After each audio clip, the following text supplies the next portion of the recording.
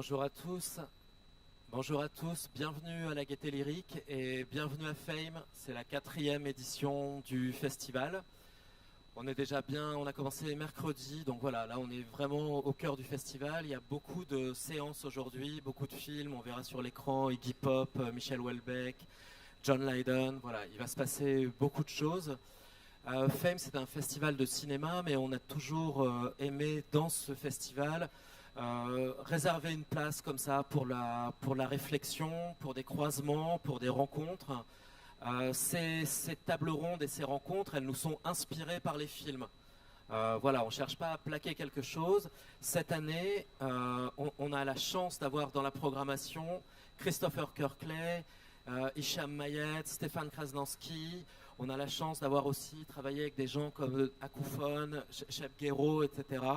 Donc voilà, il y a des choses qui naissent à travers des films et on a envie de prolonger ça par une table ronde et une rencontre qui va avoir lieu maintenant exactement sous vos yeux. Je ne vais pas vous en dire plus, je précise, mais je pense qu'on va vous le rappeler, à l'issue de cette table ronde, il y aura un concert surprise, très très beau, d'un très très bel artiste, de très très beaux artistes du label Sahel Sounds. J'ai eu la chance de voir la balance tout à l'heure, c'était absolument magnifique. Donc voilà, à l'issue de la table ronde, il y aura une petite pause technique pour installer ici la scène, mais surtout, surtout, si vous êtes sensible à tout ce qui va être évoqué pendant cette table ronde, ne partez pas, commandez un verre et ensuite voilà, on aura un showcase d'un très très bel artiste et je laisse planer un petit peu le suspense. Et Benoît, je te tends le micro. Merci beaucoup Olivier, merci à tous et à toutes d'être soit restés après la première table ronde, soit d'être venus, soit de nous avoir rejoints pour ce moment qu'on souhaite le plus convivial, le plus chaleureux possible. C'est une table ronde, voilà, donc la parole doit circuler, si vous le souhaitez bien sûr. Et peut-être pour préciser ce que vient de dire Olivier, sur la programmation 2017 de ce festival donc de cinéma consacré, en tout cas dédié à la musique et aux pop culture, nous est apparu au fil de nos recherches, comme ça, un fil rouge qui n'était pas un choix préalable, car quand on programme un festival, on n'a pas de prérequis, disons, mais est apparu un fil rouge qui consiste comment dire, comment dire ça, un fil rouge qui consiste dans le fait de visionner, de recevoir, de chercher, de trouver des films qui questionnent cette histoire d'identité mondiale, voilà. Et notamment à travers un prisme extra-occidental, il nous est apparu que beaucoup de films comme ça questionnaient cette question de l'anthropologie visuelle, sonore, avec peut-être d'une manière assez atypique. On l'a appelé do it yourself, mais c'est un terme qu'on va aussi questionner ensemble. Un peu punk, peut-être un peu moins punk, enfin on va voir, on va en parler ensemble, mais en tout cas d'une manière qui n'est pas scientifique, qui n'est pas, voilà, qui n'est pas labellisée par le CNRS ou par l'anthropologie classique. Donc c'est un petit écart comme ça qu'on s'autorise. Le hasard des dates fait qu'il y a actuellement au Musée de l'Homme le festival Jean Rouch, le festival d'ethnographie, d'anthropologie visuelle, auquel Christopher Kirkley, je crois, va participer. Donc voilà, ça nous semblait pas du tout de manière taquine, mais au contraire un complément intéressant à la sauce Fame, ici même à la Gaieté Lyrique, un lieu qui est très très ouvert à toutes les questions. Voilà, on avait envie de faire ça et de proposer à Arnaud Contreras, je ne sais plus, Contreras, comme je veux, c'est Contreras, journaliste et photographe dont le travail questionne aussi, me semble-t-il, ces histoires de décentrement du regard. Voilà. Peut-être que tu auras l'occasion aussi d'évoquer ton travail, il ne faut pas hésiter. Donc merci beaucoup d'avoir accepté de modérer cette table ronde et je vais bien sûr vous laisser la parole. Voilà, merci beaucoup.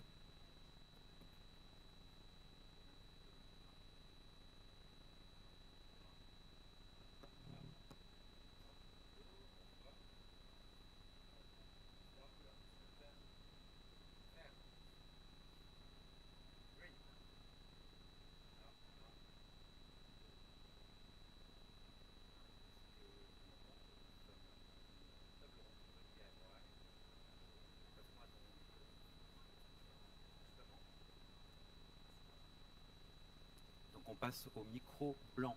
Je vous remercie d'être là ce soir.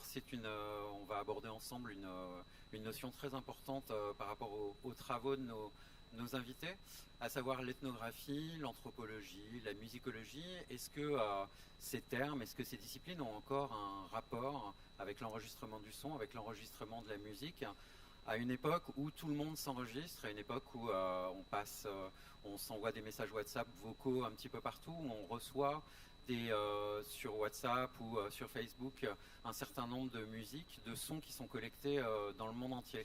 Ce terme d'ethnographie, ces termes d'ethnographie, d'anthropologie, de musicologie qui se sont installés dans le champ de la recherche scientifique en sciences humaines au XXe siècle. Est-ce qu'ils doivent encore perdurer quand on parle de ces travaux? Est-ce qu'on doit forcément associer la recherche de son, la collecte de son avec le champ universitaire? Donc je vais d'abord laisser les différents intervenants se présenter. On va commencer par Stéphane Kranenski. Est-ce que tu peux nous présenter un petit peu le collectif Soundwalk?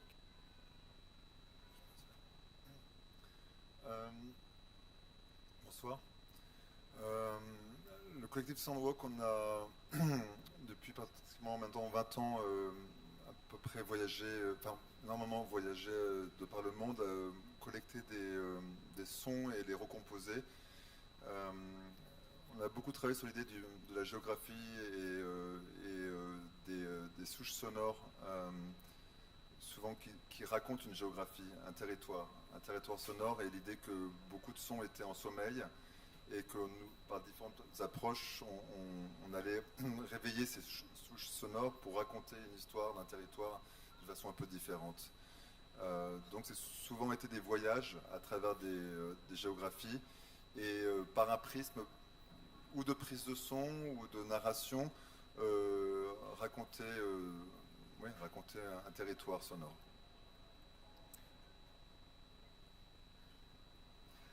Bonsoir. Moi, j'ai lancé le label Acouphone il y a 2 ans dans une idée d'apporter quelque chose qui soit pas beaucoup diffusé dans le monde, dit-on, occidental, en remettant les œuvres proposées dans leurs contextes sociaux, culturels et historiques, pour comprendre pourquoi cette musique existe, pourquoi elle ressemble pourquoi elle est influencée par telle ou telle région, etc. Et aussi dans une idée de rendre plus accessibles des choses qui ne le sont pas vraiment. Donc en allant chercher des choses un peu lointaines, ou alors qui soient moins accessibles pour une oreille assez non avertie sur ce genre de musique. Et de rendre, moi l'idée c'était de rendre des choses accessibles qui ne le sont pas vraiment. Voilà. Christopher Kirkley. Et je veux bien le micro, s'il vous plaît, un micro jaune. If you want to give me a brief explanation, because that question I was en français, oui. Ok. Merci. Mon nom c'est Christopher Kirkley. J'ai un projet qui s'appelle Saha Sounds. Depuis 2008, je crois, j'ai commencé avec un blog qui fait le document de mon voyage en Afrique de l'Ouest. La plupart c'est Mali, Niger et Mauritanie. D'abord, le commencement de la projet, c'est pour trouver la musique qui passe. Et j'ai voyagé avec un petit micro numérique.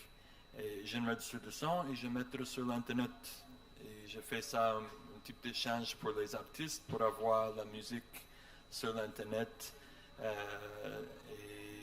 Et voilà. C'est après un peu de temps, j'ai commencé un label de musique aussi.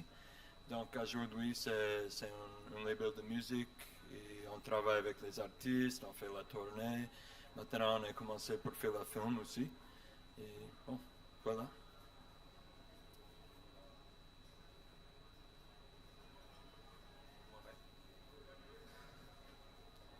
I can... No.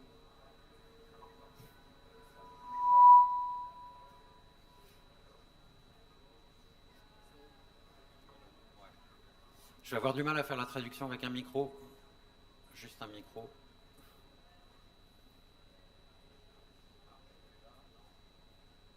Je suis désolé, un petit problème technique. On est dans le DIY. Est-ce que tu veux que je passe au micro vert?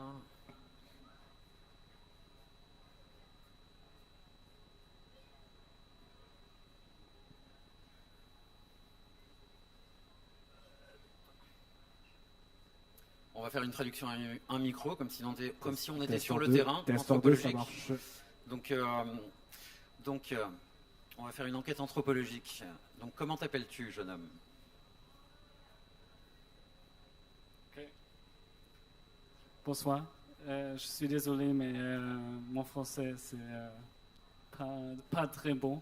So let's talk in English. Yes. My name is Florian Kläger. I'm part of a film and art collective. It's mainly based in Germany.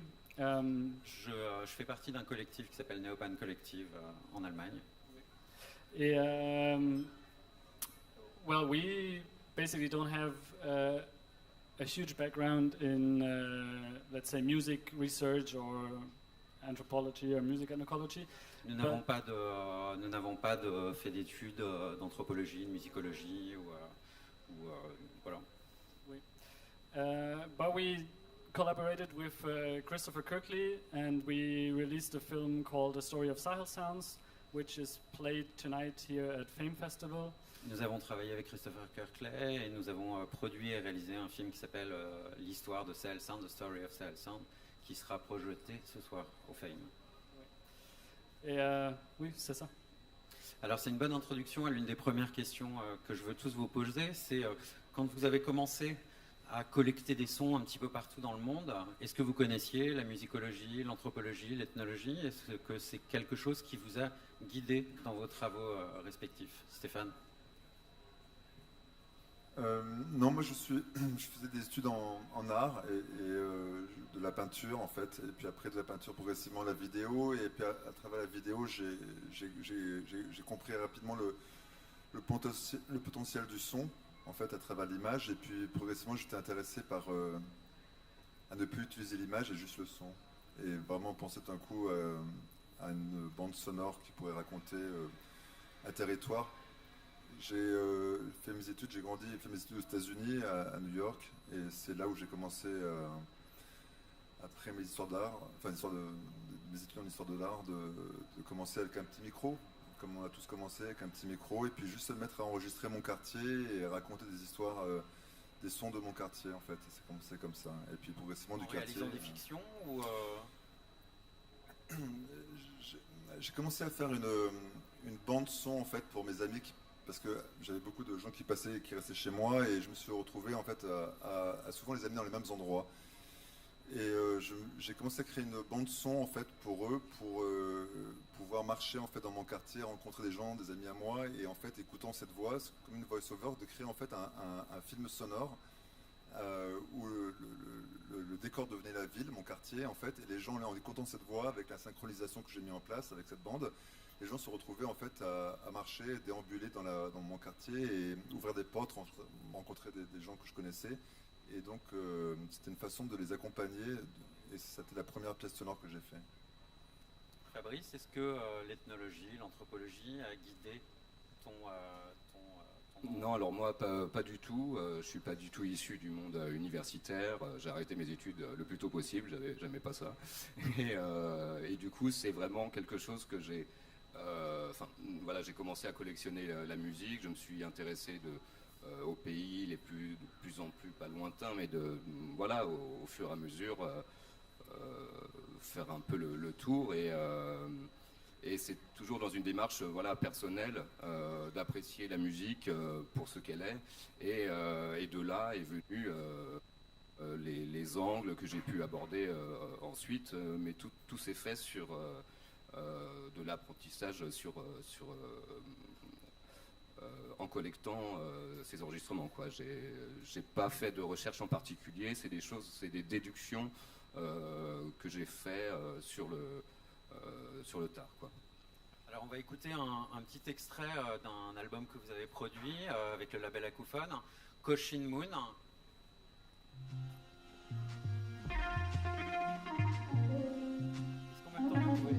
Est-ce qu'en même temps vous pouvez nous parler un petit peu de cette histoire, cette aventure? Alors là, c'est un peu c'est quelque chose qui... parce qu'à la base, on fait beaucoup de rééditions avec le label, et on a voulu lancer une branche actuelle, c'est-à-dire de produire des artistes contemporains, toujours dans une idée de fusion des mondes ou d'absence de frontières, d'absence aussi de temporalité, qu'on se demande d'où ça peut venir, de quelle époque, voilà, essayer de brouiller un peu ce genre de frontières. Et du coup, le groupe Koshimoon, que j'ai rencontré par le biais d'amis, s'est imposé comme le projet idéal pour lancer cette branche actuelle. Christopher, est-ce que tu as un rapport avec le monde de la recherche? Est-ce que tu connaissais par exemple Alan Lomax, l'ethnomusicologue, avant même que tu prennes un micro? Est-ce que ça faisait partie de ton univers quand tu es allé pour la première fois au Sahel? Oui, bien sûr. L'enregistrement de Lomax, c'était très important pour moi. Surtout avant, j'ai joué la guitare, avant de même commencer pour collecter la musique. Et j'ai commencé pour regarder, pour chercher la morceau très ancien, en Amérique, ancien, tu vois. Ancien en Amérique, c'est pas longtemps. Donc, j'ai cherché la musique pour apprendre comment jouer ça. Donc, j'ai entré dans la Alan Lomax et la Library of Congress. Aussi la musique du Chili, la Violeta Parra, le folkloriste, les gens qui voyagent, qui collectent la musique, ils font ça vivant.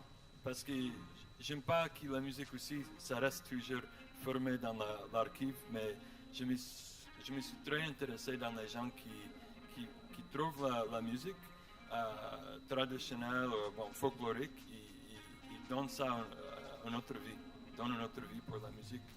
Donc, mais pour la research aussi, je ne suis pas un académique, je n'ai pas étudié anthropologie, ethnomusicologie. Quel rapport est-ce que tu entretiens avec le monde de la recherche? Est-ce que c'est le monde de la recherche qui vient vers toi? Est-ce que toi-même tu suis des ethnomusicologues, des anthropologues, des ethnologues? Bon, aujourd'hui, oui, parce que aujourd'hui je connais dans notre travail de film, pour exemple, j'ai trouvé beaucoup je suis trop intéressé dans Jean Rouch, par exemple, dans le système de collaborer avec les gens, mais surtout l'anthropologie visuelle, la visual anthropology. Je trouve beaucoup d'idées dans ça que j'aime pour mettre dans notre travail collaboratif, notre collaboration. Mais research même, c'est pas mon profond. Quand vous avez réalisé ce film, donc, parce que je dis vous, parce que vous l'avez réalisé plus ou moins ensemble, hein, donc ton histoire, l'histoire de ton label Sahel Sounds avec Florian, est-ce qu'il y avait une recherche anthropologique ou est-ce qu'on était dans l'expérience, on était dans quelque chose qui n'a rien à voir avec la recherche?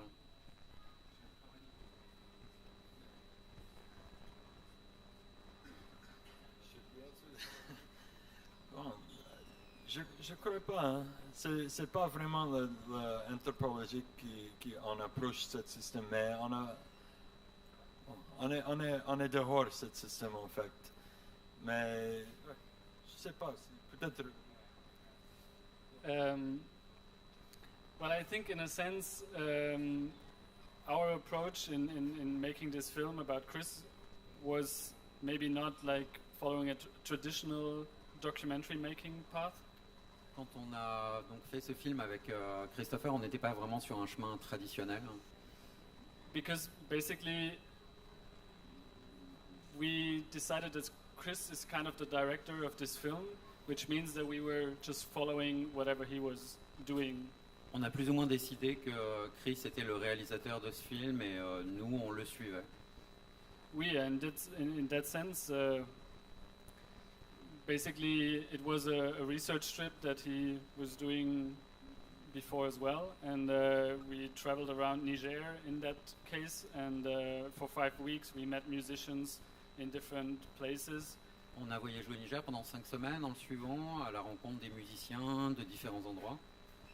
And we made recordings together, field recordings of music performances. On a réalisé des enregistrements de terrain, de field recording, avec différents musiciens qui interviennent dans le film également. So in that sense, I think it's kind of a mix between a slightly anthropologic or music ethnographic approach and like a classical film approach. Donc c'est une approche semi-traditionnelle, semi-classique, on est vraiment au milieu. Je vais revenir vers toi en te posant la question, est-ce que toi tu cherches à avoir le regard des anthropologues, des ethnologues, à attirer leur attention? Est-ce que c'est quelque chose d'important dans ton travail? Tu as le droit de dire que tu n'en as rien à foutre. Non, pas du tout, parce que c'est pas vraiment ça non plus. Ma relation avec le territoire en général, quand je voyage, il vient plutôt du son que de la musique. Et en fait, ce qui m'intéresse dans la plupart des démarches que j'ai, c'est la façon dont le son me raconte ou en tout cas me fait pénétrer dans ce territoire.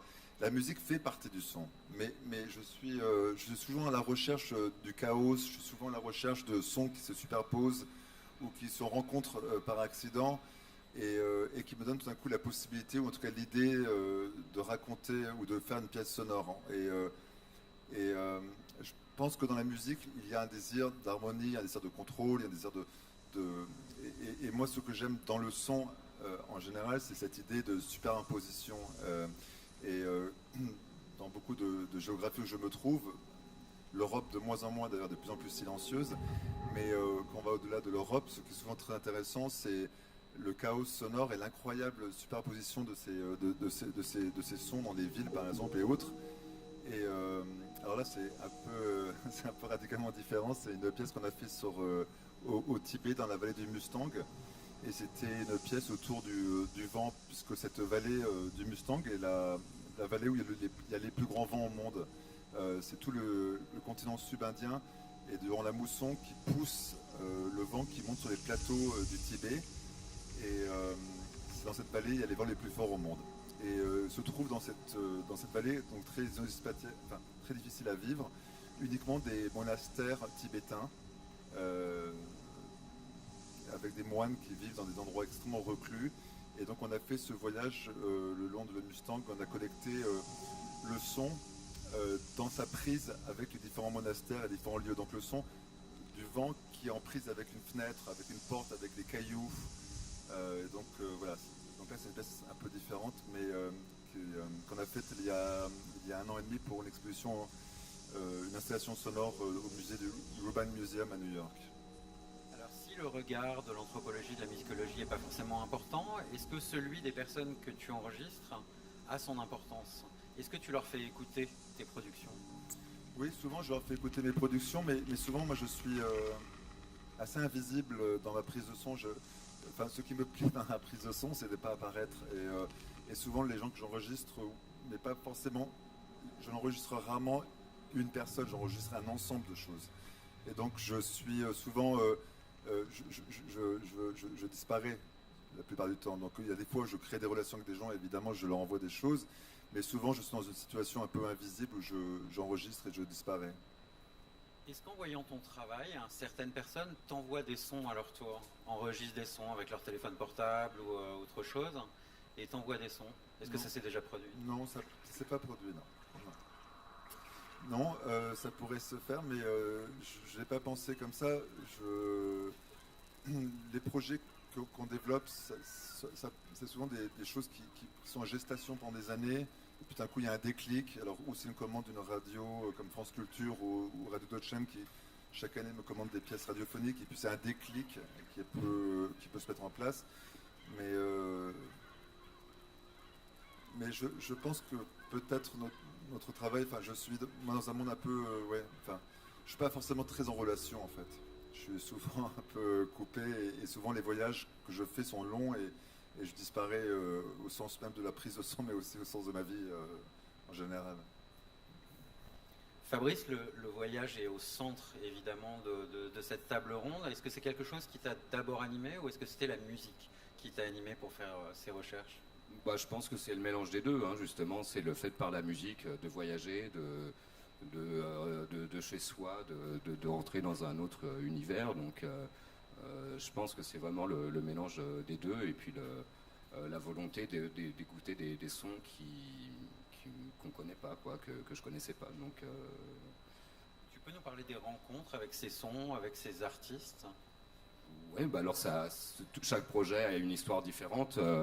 Des fois, on a l'occasion vraiment de rencontrer des artistes dans le cadre de réédition, donc de les retrouver. Ça prend du temps, mais c'est génial parce qu'on arrive à avoir des documents, des informations, avoir plus d'informations pour documenter le projet. Des fois, ça se passe qu'avec le label ou à l'ayant droit ou quelqu'un qui est juste dans la gestion des droits et de l'argent et qui n'est pas vraiment dans la sensibilité de la musique. Est-ce qu'on peut t'associer à un digger? Est-ce que c'est quelqu'un qui cherche en permanence? Alors, oui, mais c'est vrai que j'aime pas trop le terme digger qui est beaucoup employé un peu à tort et à travers. Pour moi, il y a un côté aussi digger de la revente aussi. Et du coup, il y a quelque chose qui me gêne. Moi, moi, je collectionne les disques et c'est vraiment dans une optique de les garder. Pour moi, de les partager, d'en faire profiter, mais c'est pas dans une idée de les revendre. Donc, je me qualifierais pas vraiment de digger, mais bon, après, on peut qualifier de chasseur de son, des choses comme ça revient un peu au même. Est-ce qu'au fil des voyages, il y a une sorte de cercle qui se crée avec à la fois des amateurs de musique, mais aussi des chercheurs, mais aussi des diggers?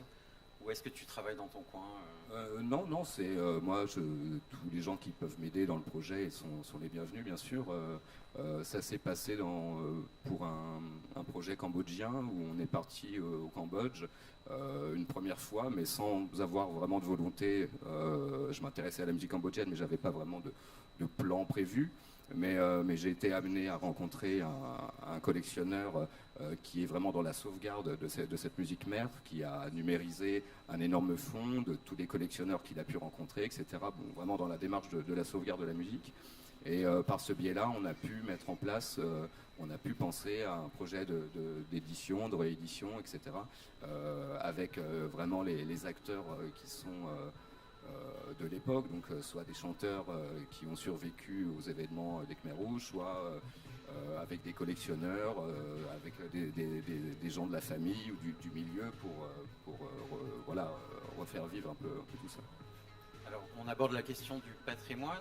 Christopher, est-ce que cette dimension de préserver le patrimoine musical sahélien, saharien, est présente dans ton travail? Est-ce que tu as un côté UNESCO DIY? Pour préserver la préservation de la culture, oui. Oui, bien sûr, c'est là. Mais la culture aussi, c'est une chose que moi j'ai appris avec le temps, qui est en train de changer tout le temps. Donc, quand on parlait de la préservation, c'est quoi on va préserver? On va préserver le morceau que quelqu'un il a fait dans un portable aujourd'hui, ou on va préserver quelque chose qu'il a fait pendant 10 ans sur un VHS ou une cassette. Tu vois, donc la préservation c'est là, mais c'est un peu compliqué. Au début, c'est ça qui m'envoyait là-bas. C'est pour chercher parce que j'ai cette idée un peu exotique qu'il y a beaucoup de choses traditionnelles qui sont en train de perdre. Et c'était, bon, moi je vais partir là-bas, je vais trouver quelque chose avant qu'il ait disparu. Mais après, je suis là, je vois que la chose continue toujours. Et si, par exemple, tu prends une musique comme la hip-hop qui sont faits dans le nord du Mali aujourd'hui, c'est la hip-hop qui préserve la son traditionnelle. Parce que c'est les jeunesses qui sont en train de prendre la tradition, mélanger ça avec la chose moderne et préserver ça, parce qu'ils sont en train de créer un son que la jeunesse il aime avec la tradition dedans. Et ça, c'est une préservation qui sont beaucoup plus importante que la préservation que moi je peux faire avec mon petit micro là-bas, tu vois. Est-ce qu'il y a une politique de préservation de la musique officielle par l'université, par différents organismes au Sahara et au Sahel? Est-ce que cette politique existe? Si la politique... je ne vois pas trop de puissance dans ça. Dans la radio, souvent tu vas trouver les choses dans la radio qui sont tout gâtées et les gens ne prennent pas ça vraiment en sérieux. Surtout avec la culture maintenant numérique, les choses, dès qu'ils sont effacées sur la portable, sur un ordinateur, ils sont finis. souvent pour trouver quelque chose qui a créé pendant 10 ans, c'est impossible. Parce qu'il s'est existé sur la carte mémoire, après c'est fini. Donc la préservation, c'est une chose qui, je trouve pas vraiment, il y a de puissance pour archiver la musique là-bas, mais à la même temps, les gens trouvaient un système pour préserver avec la musique qui vit. Avec la musique contemporaine. Voilà, c'est ça. Florian, il y a une scène dans votre film, The Story of Sale Sounds, où vous êtes dans une radio et c'est un bazar complet dans les bandes numériques. Est-ce que vous avez eu envie de fouiller? Est-ce que vous avez envie, en dehors du film, du tournage, de fouiller dans cette espèce de banque de données qui était devant vous en argentique? There's a scene In the radio,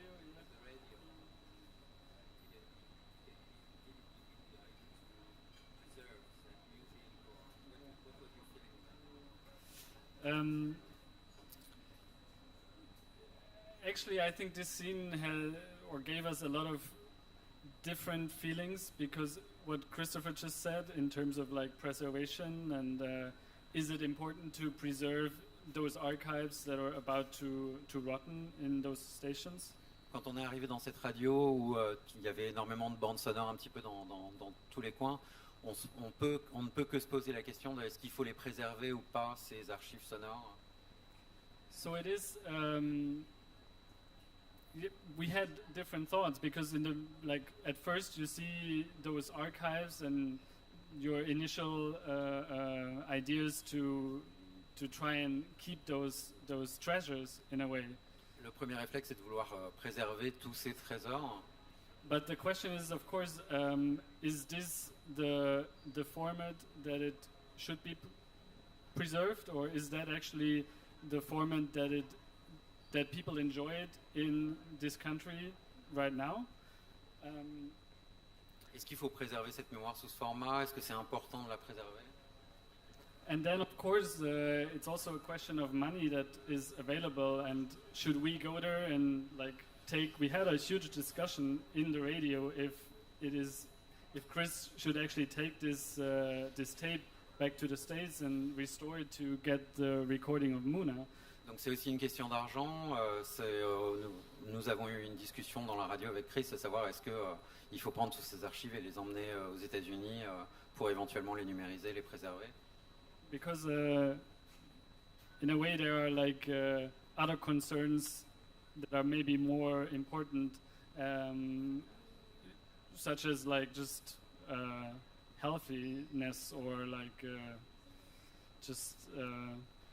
it's poverty that. Mais on s'est dit qu'il y avait peut-être d'autres priorités que de préserver le fond sonore, comme la santé, comme tout simplement la nourriture, et que c'était peut-être accessoire finalement de préserver ces bandes sonores. Et je me retourne de nouveau vers toi, Christopher, quand tu donnes de l'importance, quand tu donnes finalement de la valeur aussi financière à ces musiques, comment les personnes réagissent? Est-ce qu'elles t'apportent plus de choses? Est-ce que ça crée un intérêt dans les villages, dans les ZWED dans lesquels tu travailles?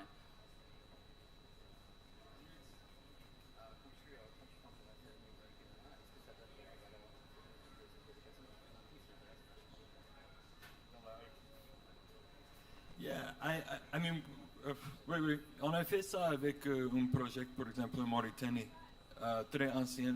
On a préservé la musique et après on a distribué ça sur la carte mémoire. Et les gens sont très contents parce que c'est une chose il y a de vieux, le taximan qui n'a pas écouté ça depuis des années. Donc les gens sont contents avec ça pour entendre ça. C'est juste, souvent je demande si c'est pas quelqu'un qui venait avec son intérêt, c'est qui dans le pays même qui va faire ça. Il n'y a pas d'infrastructure de faire ça.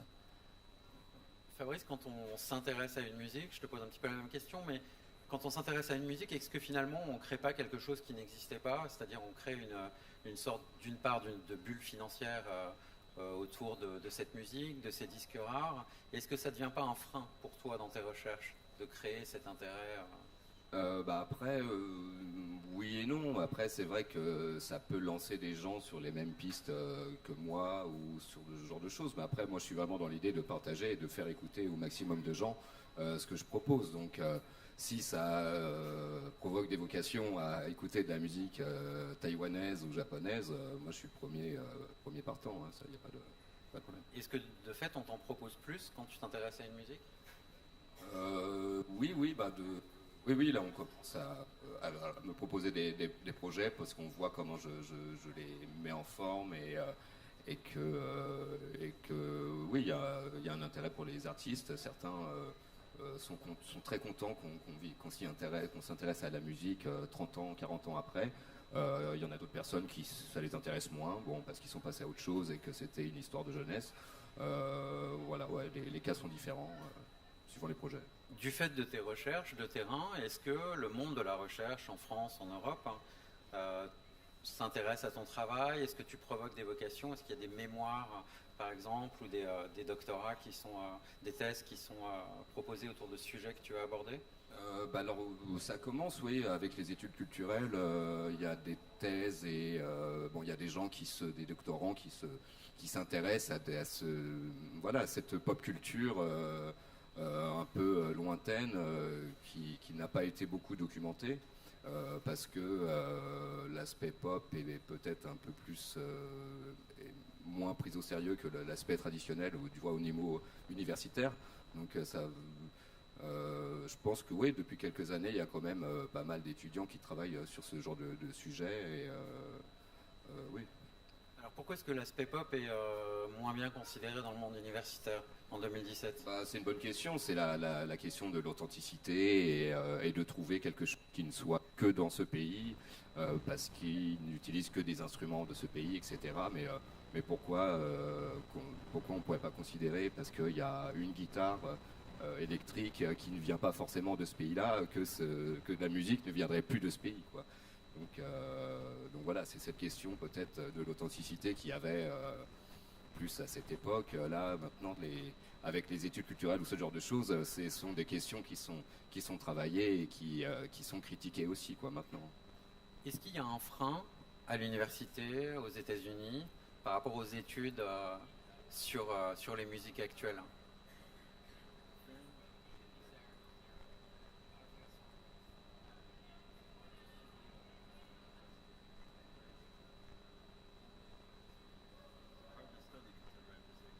Je ne sais pas si je peux répondre. Si c'est difficile pour étudier, Est-ce que les personnes dans les universités américaines s'intéressent d'abord aux musiques anciennes? Est-ce que, par exemple, si tu voulais proposer à des étudiants de travailler sur le hip-hop au nord du Mali, est-ce que ce serait facile? Ou est-ce qu'il y a encore un frein à étudier ces musiques contemporaines? maintenant, surtout l'ethnomusicologue en États-Unis, c'est commencer pour vraiment regarder la chose nouvelle, la chose la moderne, et c'est normal. En fait, tout le temps, j'ai les étudiants qui m'ont contacté concernant mon travail. Et je connais beaucoup de ethnomusicologues qui font la DJ, c'est beaucoup c'est un peu modernisé maintenant aux États-Unis. Aux États-Unis, en fait, la discipline, c'est décloisonné. Voilà, il y a décloisonné, c'est-à-dire il n'y a plus de cloison. Voilà, on va regarder un petit extrait, le trailer du premier film que tu as réalisé, à Kunak.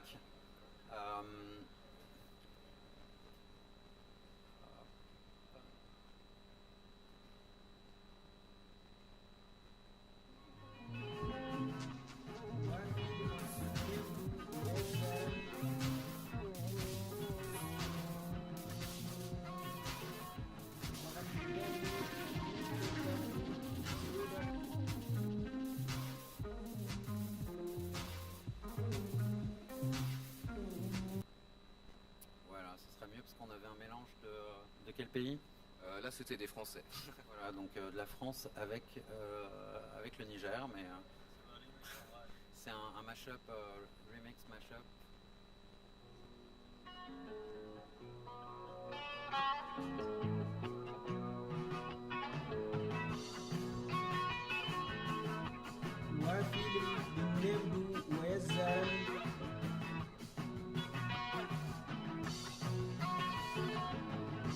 دانيت ميزكي تابو السودا تت والله أكن جدس موس هيدك دخت دار ميزك دخت دار مواطن ميزك وهلا يفتارك المواطن الجيتار تاجي كيش فرقن إلى القصير التوصل لغد يجكم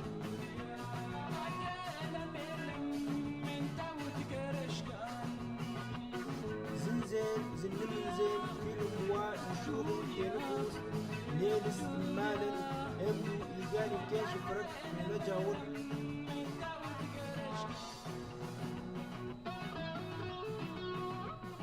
عرض واسم انت يقالن ديران ليل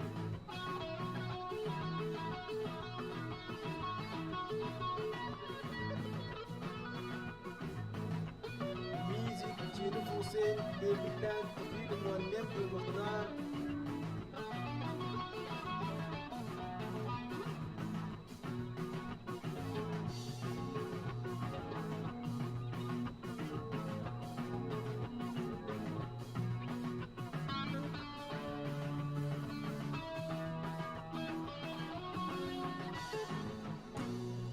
أكوناك ددالة تها تزوري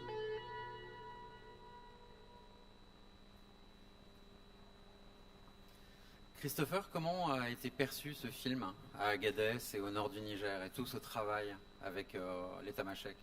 Bon, après, on va poser la question pour la Touareg. En fait, c'était une bonne réponse. Comme on a montré ça en Agadez, Alliance française. On a beaucoup de gens. Bon, je peux le dire, la jeunesse, ils sont vus pour la première fois. Agadez joue un rôle dans un film. Parce qu'il y a beaucoup de documentaires qui ont passé là-bas, mais il n'y a pas un film de fiction. Il n'y a pas un film qui montrait la jeunesse sur la moto, la guitare électrique, et les gens en train de faire la tea, blaguer. Il y a beaucoup de jeunesse qui fait partie de la film et ses amis qui sont dans la film. Et on a filmé ça dans une manière néo-réalisme. Donc il y a beaucoup de gens qui passent dans la film et la place familiale et tout ça. Donc ils sont très bien reçus là-bas. Je crois qu'il y a un jeune musicien maintenant qui m'est approché, ça fait pas longtemps, il dit je vais faire un film sur un guitariste qui voulait devenir une star en Agadez. Il voulait faire un remake de notre film, un remake de Purple Rain. Donc créer des vocations sur le terrain. Est-ce que tu les formes? Est-ce que tu les accompagnes aussi? Des musiciens ici. De cette film? Non. Bon, pas encore. Non. Nous, on est une autre équipe maintenant. On a commencé les autres films, mais on est invité pour participer. Est-ce que dans ton travail, il y a ce rôle de transmission quand tu vas sur des terrains? Est-ce qu'il y a ce rôle de formation? Est-ce que tu accompagnes certaines des personnes que tu croises en voyage?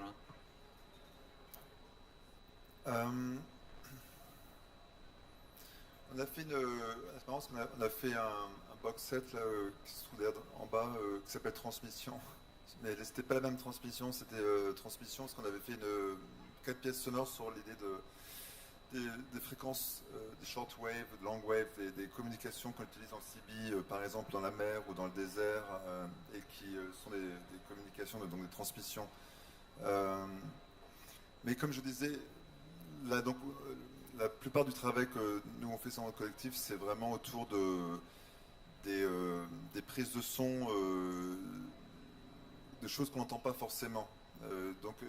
Et par l'utilisation de ces différentes approches d'enregistrement, on capte ces différentes formes de transmission, de communication. Mais je pense que dans le preneur de son que nous sommes, on est encore une fois plus dans une position passive. On n'est pas là en mission pour faire apprendre quelque chose ou passer une sensibilité occidentale ou américaine, dans le cas de New York. Et moi, ce qui me plaît beaucoup, c'est vraiment être témoin silencieux des environnements où je suis, de ne pas les juger, de ne pas avoir même avoir un point de vue dessus. Parce que, par exemple, mon expérience du son, elle est que que le plus en retrait on est, le moins on juge, le moins on essaye de capter quelque chose, ou le moins d'idées on a préconçues de vouloir enregistrer quelque chose, plus le son vient à nous. Et donc, la meilleure position pour moi quand j'enregistre, c'est pas savoir, juger le moins possible, et surtout avoir le moins d'idées possibles de ce que j'aimerais enregistrer. Et laisser comme ça venir le son. Alors quand on ramène du son de voyage, quand on présente du son, quand on fait entendre du son en Europe, aux États-Unis, on présente aussi une vision du pays. Donc tu dis que tu te mets en retrait au maximum, mais il y a un choix, subjectif. Non, mais bien sûr, la neutralité est impossible, hein, bien évidemment. Mais je parlais peut-être plus de la pratique, c'est-à-dire que comment pouvoir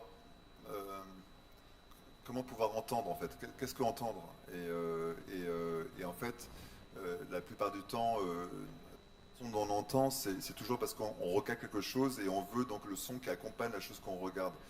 Et c'est donc une écoute active, toujours dirigée.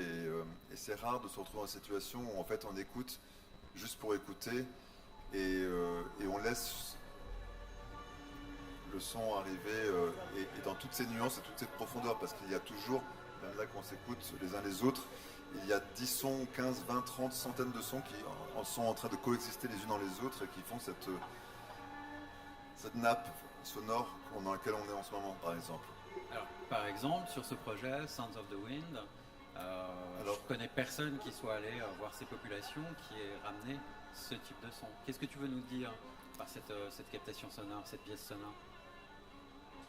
Là, ça est devenu aussi un film qui a ouvert le festival.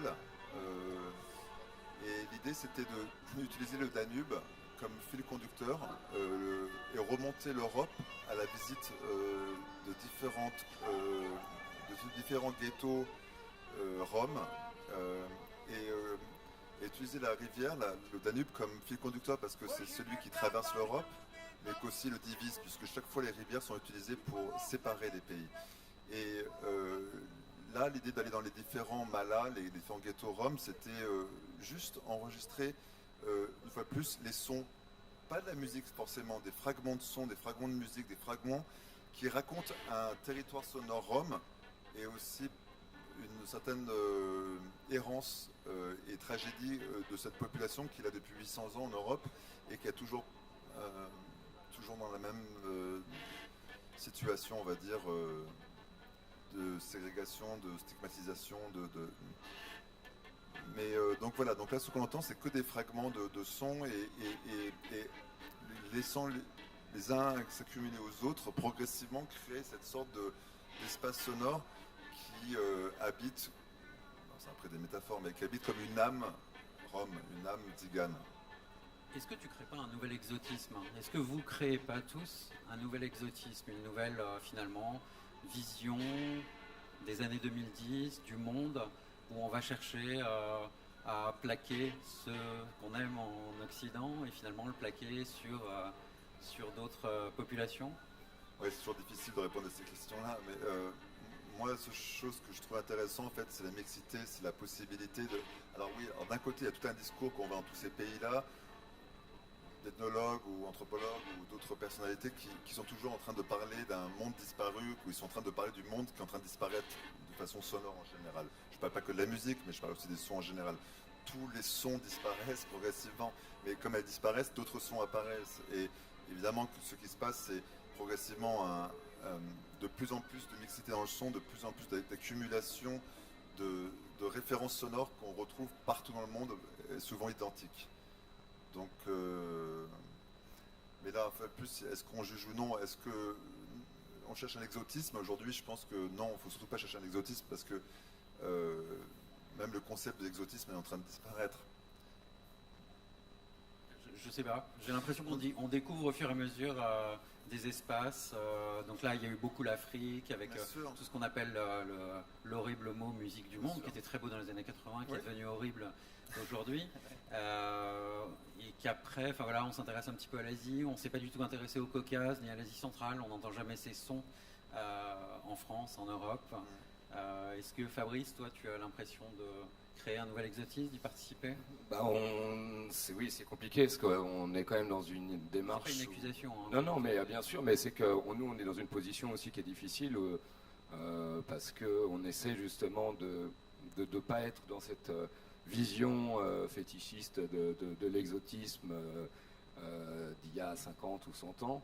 On essaye d'apporter une nouvelle vision justement de la musique du monde qu'on peut qualifier de musique des mondes déjà, au lieu de la musique du monde. Déjà, ça aide un peu à envisager tout ce qui peut exister, tout ce qui peut imaginer derrière ce mot en fait.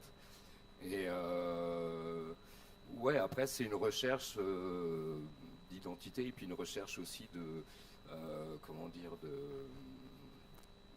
une vision particulière en essayant d'avoir le moins possible un regard ethnocentré et de se détacher au maximum, bien que ce soit très difficile, voilà, de se détacher de ce mode de pensée qui était courant il y a un certain temps, quoi. Alors, quand on est chez soi ou dans sa voiture ou n'importe où, qu'on allume une radio, on a une chance sur 1 million d'entendre une musique contemporaine du Cambodge ou du Vietnam. En revanche, on a un petit peu plus de chance d'entendre des musiques du passé. On va dire on en a une chance sur 100 000. La différence est énorme. Comment est-ce que ça se fait que cette musique ne circule pas malgré vos différents travaux? Comment est-ce que ça se fait qu'on n'entende pas les musiques des mondes sur nos radios, dans les festivals? Je trouve que ça commence à se mettre en place de plus en plus. Hein. Après, c'est peut-être parce que je suis vraiment aussi dedans de plus en plus, mais je pense que ça tend à aller quand même découvrir des choses de plus en plus loin, même sur des radios classiques. Moi, mes morceaux sont quand même diffusés via Radio France, etc., sur FIP, France Culture, etc. Donc je pense qu'il y a quand même une demande. Après, voilà, ça reste une niche, ça reste quelque chose qui n'est pas vraiment écouté ou qui intéresse le plus grand nombre. Donc bon, c'est normal aussi que voilà, c'est la proportion aussi de ce que les gens demandent, quoi. Est-ce que c'est la même chose aux États-Unis? Est-ce qu'on entend très peu les musiques des mondes, la musique d'Asie, la musique d'Afrique? Est-ce que ça reste une niche?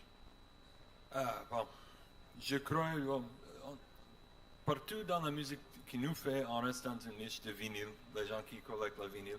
La musique du monde, il y a beaucoup de subcultures différentes. Il y a de musique de la festival, de musique du monde, de la world music qui existe. Il y a des niches de vinyle.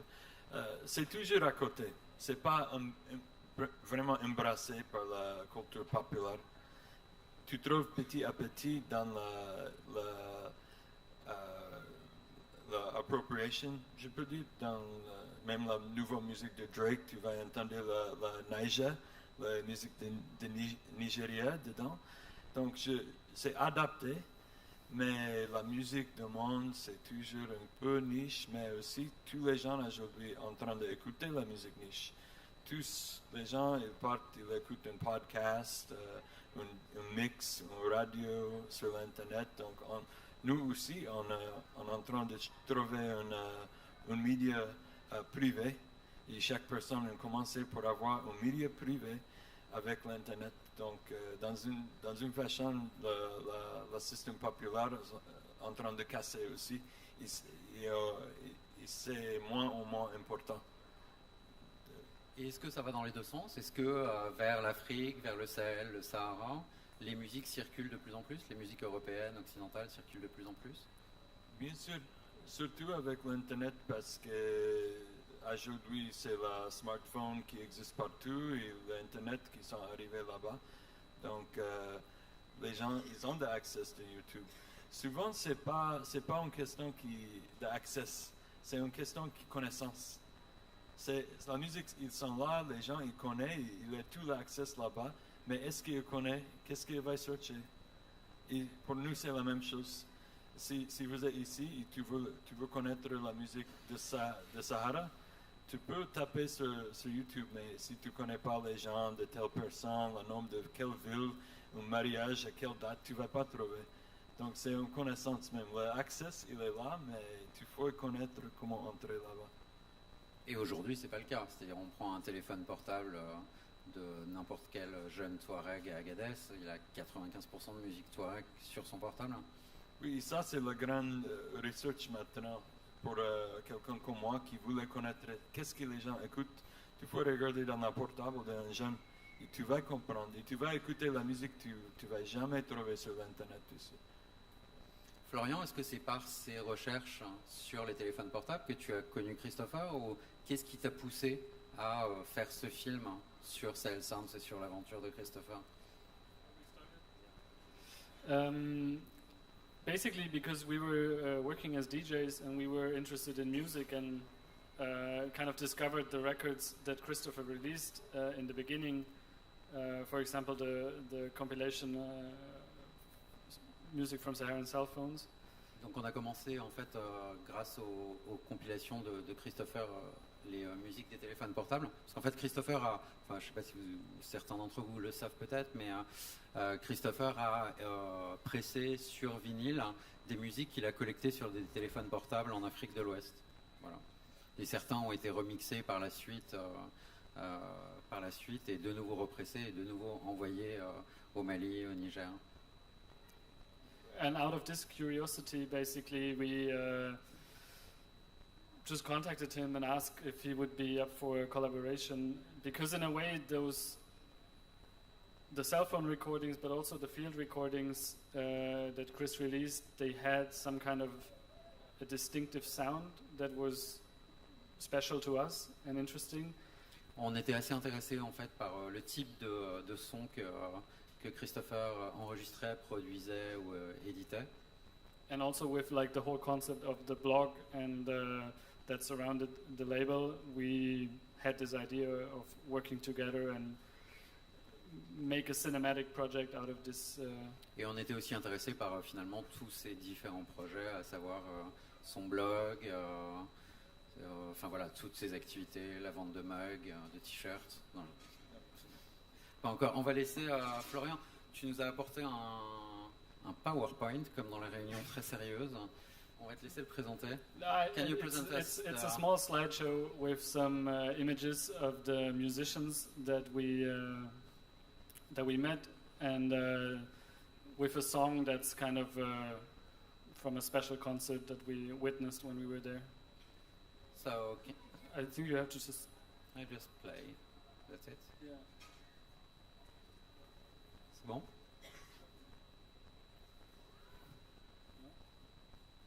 Non. Hop. Attends.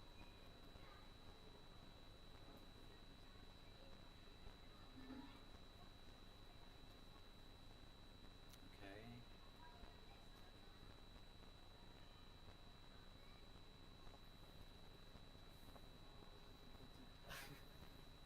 Petit problème technique. Otherwise, you can just show the trailer online. That's kind of. Non, don't have time. Je pense qu'on va regarder le trailer de la.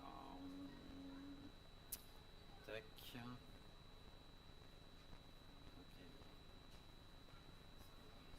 It's on YouTube.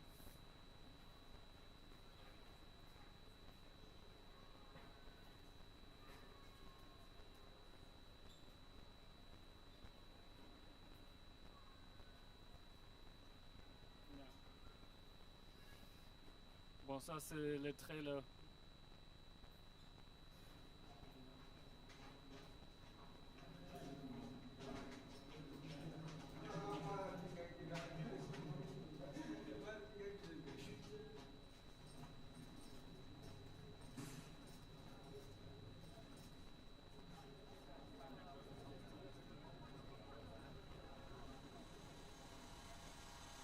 Land cruisers, motorbikes, salsa, pop music, cell phones, you know, guitar soirees and marriages and like competition between guitarists. I mean, this is all very like current stuff.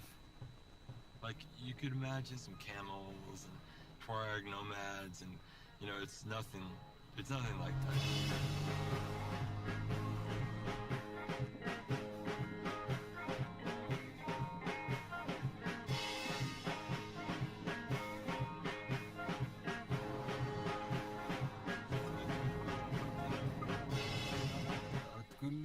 بس بلوتوث كاميرا استقال ستريم مرسوت استقلا قودنين وين اتشي استقلين وين تري استقلين انسي ديسوت كندا صورة غير ناس يرجع ناس تسليل اسمها كفوما ما كيمات انا بعرف ما انت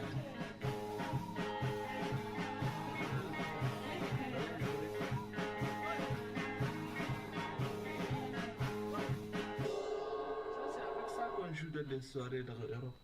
Ça, c'est obligatoire que tu as ça. On va nous demander l'ampli que tu préfères, je dis c'est la même chose pour moi.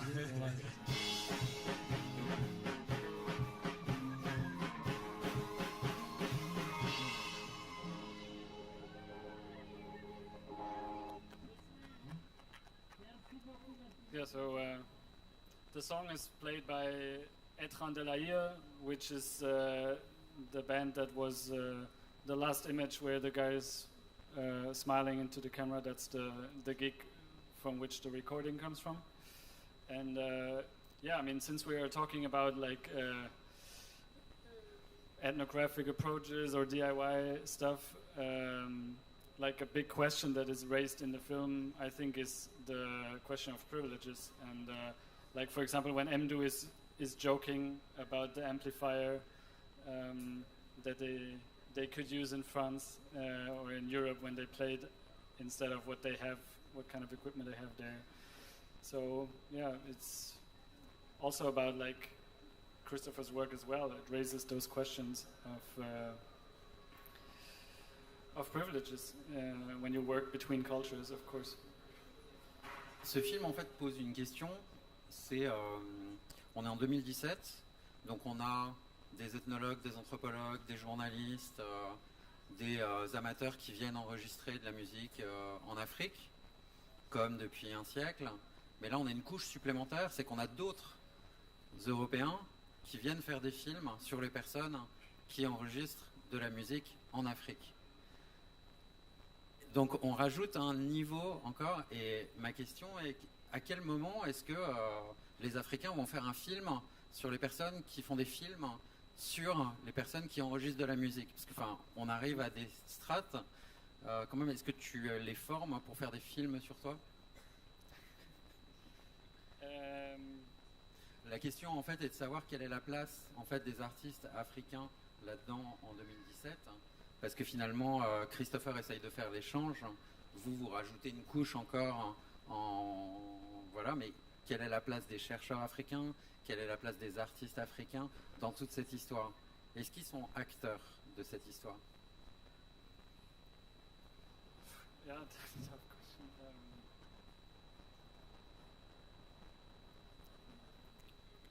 I mean, I think one sentence that I found interesting was when the question is, yeah, when is it not needed anymore? I think, and also like labels, like Chris and others. Will it be needed in like 10 more years, or is it going to be self-sustainable from the other side, as you said, like that? The musicians can promote themselves, they have access to just a credit card or something, so that they can organize tours, like just travel. Like. La question est aussi que on n'en est pas, selon tes dires, au moment où les artistes africains peuvent s'organiser eux-mêmes.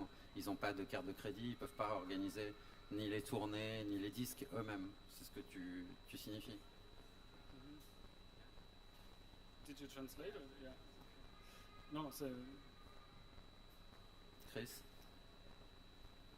Bon, je pense aujourd'hui c'est toujours un peu... Je vais les suivre un peu. Je pense à la moment c'est un peu difficile, mais c'est sûr que bientôt le travail de lancer un disque sur le marché, ça c'est pas vraiment nécessaire pour quelqu'un comme moi qui va partir là-bas, prendre quelque chose avec un micro. Mais pour ça même, je vois maintenant, je suis plus intéressé dans le projet. En fait, où je suis important dans ce projet. Parce que sinon, je ne voulais même pas travailler sur un projet. Et le film qu'on fait aujourd'hui, même la musique, je voulais travailler sur un projet qui c'est une expression de notre conversation sur la culture. je voulais faire un projet où on est très connaissant on travaille dans ce domaine. Et notre art qu'on crée, c'est un art de cette conversation. Parce que la musique, je suis présent dans la musique. Même si tu écoutes ça, je suis là. Même si je ne parlais pas, je joue la guitare, je pas joue, je suis là. Mon présence, il est là dans la musique, il est là dans le film. Donc, il faut qu'on adresse ça et mettre ça en fin. Est-ce que c'est la même chose pour l'Asie, Fabrice? Est-ce qu'il y a un moment où les artistes, les chercheurs vont pouvoir présenter leurs propres travaux sans l'intermédiation d'occidentaux? Ouais, bah après, ça dépend aussi des pays. Par exemple, le Japon, c'est un pays très développé qui a fait des recherches très pointues un peu près partout dans le monde. Il y a les grands spécialistes de la musique africaine sont au Japon, etc.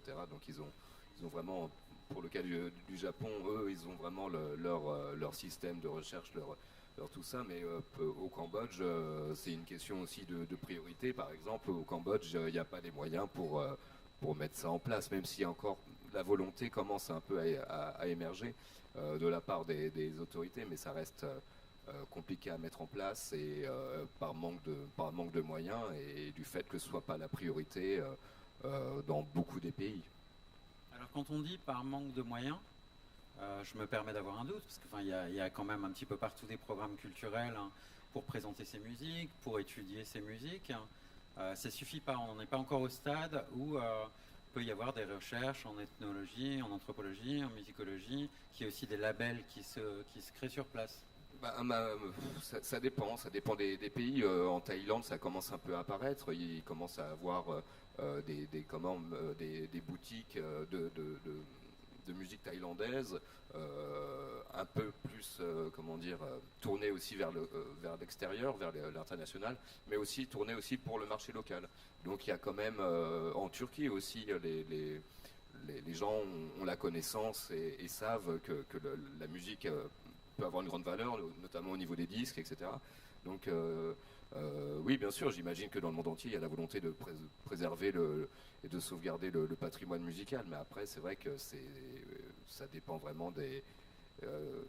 oui, et puis même s'il y a des moyens, ça peut rester quand même très léger et mettre en valeur les musiques dites classiques ou dites authentiques au détriment des formes plus populaires. Stéphane, est-ce qu'il y a des sons du monde qu'on n'entend jamais en France, en Occident, chez soi, dans les festivals? Est-ce qu'il y a des territoires encore, des territoires sonores à découvrir? Non, de moins en moins, parce que on est de plus en plus niche. Donc là, récemment, j'écoutais juste les enregistrements de Peter Kruzak de Tchernobyl, les sons de Tchernobyl. Je pense que avec le développement de l'enregistrement, enfin de la prise de son, on va dire, depuis plus de 100 ans maintenant, on a pratiquement enregistré tout, et même les choses les plus obscures, les plus difficiles, les plus inattendues sont enregistrées. On en parlait récemment, j'ai écouté récemment les enregistrements des rêves des lapins. Quelqu'un qui a passé pratiquement 30 ans à enregistrer la nuit, quand les lapins dorment, leurs rêves, le son, parce qu'ils font des rêves éveillés, enfin, ils font des sons quand ils rêvent. Donc voilà, donc c'est sans fin en fait, et je pense qu'aujourd'hui on a pratiquement tout enregistré, et je pense que l'idée n'est pas forcément dans le catalogage de ce qui doit être enregistré ou ce qui manque à être enregistré, mais plutôt dans l'idée de que se passe-t-il quand deux sons qui ne devaient pas se rencontrer se rencontrent, et par exemple quelles possibilités ça ouvre, par exemple. Parce que je pense qu'aujourd'hui dans le monde dans lequel on vit, qui est un monde finalement, même si aujourd'hui il y a une réaction un peu plus fascisante, c'est un monde qui se mixe de plus en plus, un monde de plus en plus interconnecté, de plus en plus en superposition, et donc le son de demain, c'est un son qui se globalise, et oui, au détriment de sons qui vont disparaître, mais c'est un son qui se globalise, donc qui se superpose. On va écouter Hicham Mayet du label Sublime Frequencies, qui n'a pas pu venir aujourd'hui. Il a été enregistré par des étudiants qui ont réalisé une série de vidéos. On va l'écouter juste avant de terminer cette table ronde.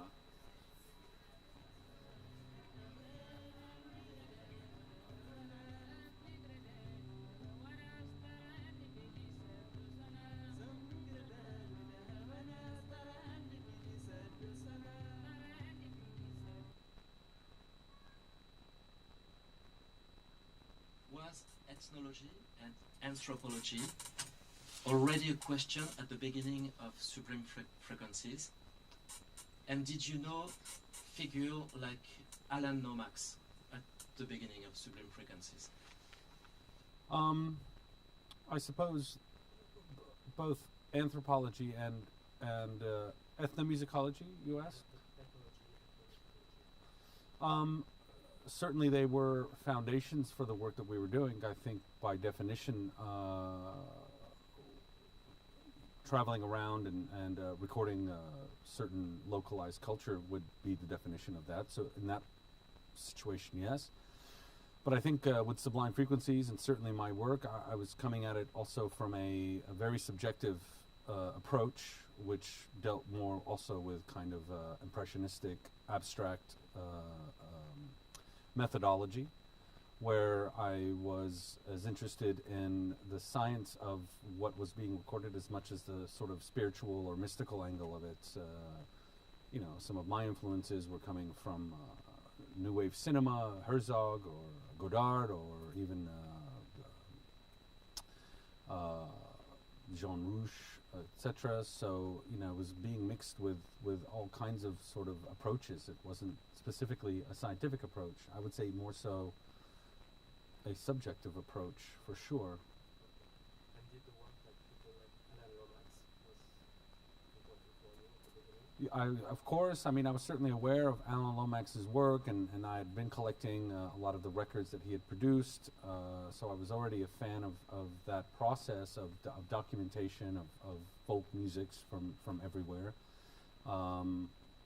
Certainly, even with Alan Lomax's films, I think, as much as I'd been exposed to those, were in the back of my mind for that sort of thing. I don't think they were the driving motivation for my style, but I was certainly aware of them, and with all respect to that work, yes.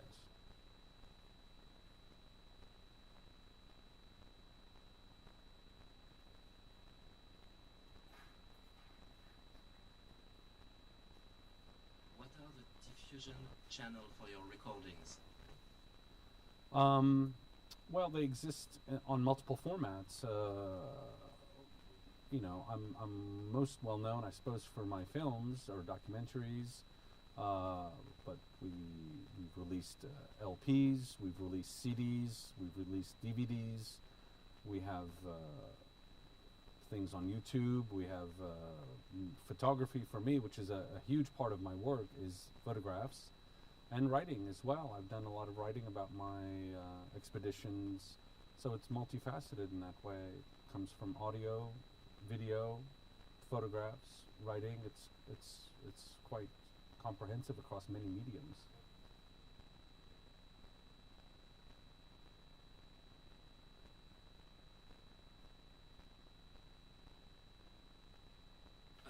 Why do you choose to record with lo-fi gear, like kind of a DIY gear for your recording?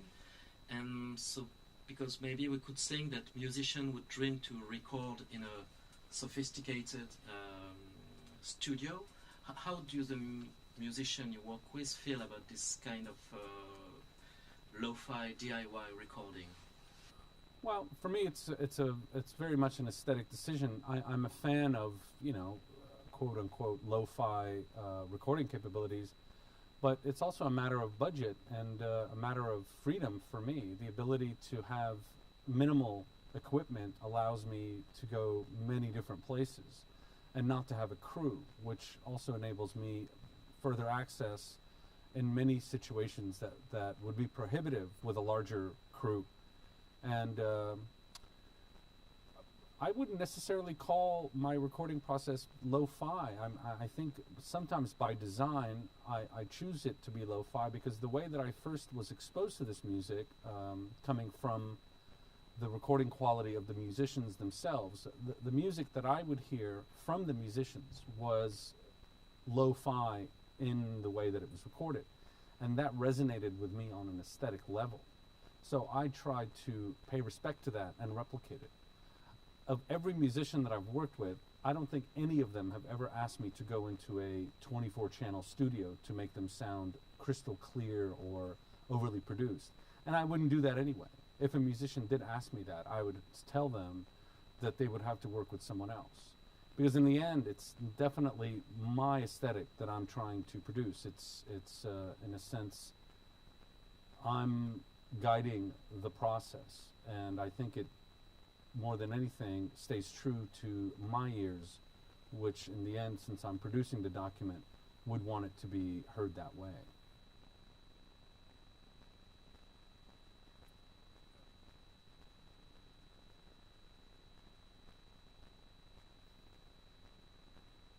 Focusing on raw aesthetic, or maybe some kitsch aesthetic that contemporary Western producers like,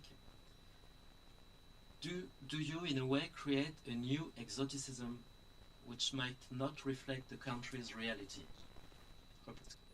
Yeah, I understand that question. It's been brought to me several times. I mean, it depends on the perspective of the person asking the question. You know, everything's subjective. I was born in Africa, so I'm an African recording African music. So who's to say I'm exoticizing anything? For a European or an American, that question becomes problematic. For me, it does not. I don't feel like, even though I'm an American and I've lived most of my life in the United States and in Europe, I still feel a bond with the traditional sort of approaches. So the idea of exoticism for me is not as problematic as it would be for, I would say, a European or an American per se. And what is American anyway? Define that for me, you know. America is made up of multiples of nationalities and ethnicities. But the idea of exoticism goes both ways. Everybody in, say, the continent of Africa or Asia or the Middle East or India, you know, Western music to them is very exotic. And the way that they process it is in turn exotic. And I don't think that that question comes into so much of a problem as it does in the West. So I've always felt that it's a problem of post-colonial guilt that that word exoticism gets spoken about. So that's how I feel about it. It's a mirror, sometimes an uncomfortable one. Hicham Mayed, dont on a pu voir le dernier film sur le mariage de la fille de Doué hier soir. Je vais revenir sur cette question de pourquoi est-ce qu'on enregistre, on continue à enregistrer aujourd'hui des musiciens africains, soit dans des immenses studios avec une super production, voilà, soit en DIY avec un tout petit enregistreur, un Zoom ou autre. Et quelle est la perception en fait des artistes de ce type d'enregistrement? Est-ce qu'ils réalisent? Est-ce qu'ils vous en parlent? Est-ce qu'ils ont envie de grands studios de musique pour enregistrer? Bon, ça dépend aussi des artistes, parce qu'il y a beaucoup d'artistes différents. Mais pour la plupart des artistes que je connais, ils veulent un studio. Ils veulent un ampli très sec, ils veulent la son très bien, c'est une différence. Je comprends qu'est-ce que lui il parlait, par exemple, la musique en Agadez, les gens jouent la guitare avec un ampli cassé, la sound, il y a trop de bruit, et souvent ça c'est devenu une esthétique aussi. Ça c'est le son de la guitare en Agadez aujourd'hui. Donc si tu amènes quelqu'un maintenant dans un studio, tu vas changer le son. C'est plus la musique de là-bas, mais souvent c'est la demande de l'artiste. Et c'est une question, qu'est-ce que tu vas respecter, qu'est-ce que l'artiste veut, ou tu vas dire, bon, c'est ça que je cherche. C'est ça une question. Donc je réponds avec une question. En fait, c'est aussi la question du terme authentique, authenticité, qui est devenu un argument marketing pour un certain nombre de labels qui disent le son authentique de tel groupe du Sahara, le son authentique de tel groupe du Japon. Ça pose la question du mot authentique. Est-ce que c'est un mot qui est utilisé par les artistes, ou est-ce que c'est un mot purement occidental? Non, j'ai entendu ça avec les artistes. Les artistes parlaient de ça. Ils parlaient de la... Souvent, c'est en fait quand un artiste parlait de la fusion ou la world music. Je donne un exemple. Je connais un groupe de Mali et on a parlé d'un musicien malien très connu qui joue la musique africaine, qui joue la musique malienne dans le monde. Mais quand les artistes ils disent, bon, notre frère là-bas, il joue la musique world, il joue pas la musique de chez nous, c'est world music. World music, c'est pas la musique africaine. World music, c'est la musique mélangée. Donc tu vois, la perception, en fait, c'est différent.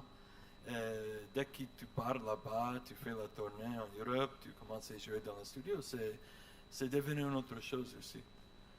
Je vous remercie. On va écouter un groupe jouer maintenant. Je ne sais pas si c'est une musique authentique ou si c'est une musique world ou si c'est une musique nigérienne ou touareg. Mais on va les laisser leur place pour jouer. Voilà, c'était la petite surprise du Fame. Je vous remercie de votre attention. Tous les contacts des différents labels seront sur le site du Fame. Et je laisse la place aux artistes maintenant. Merci.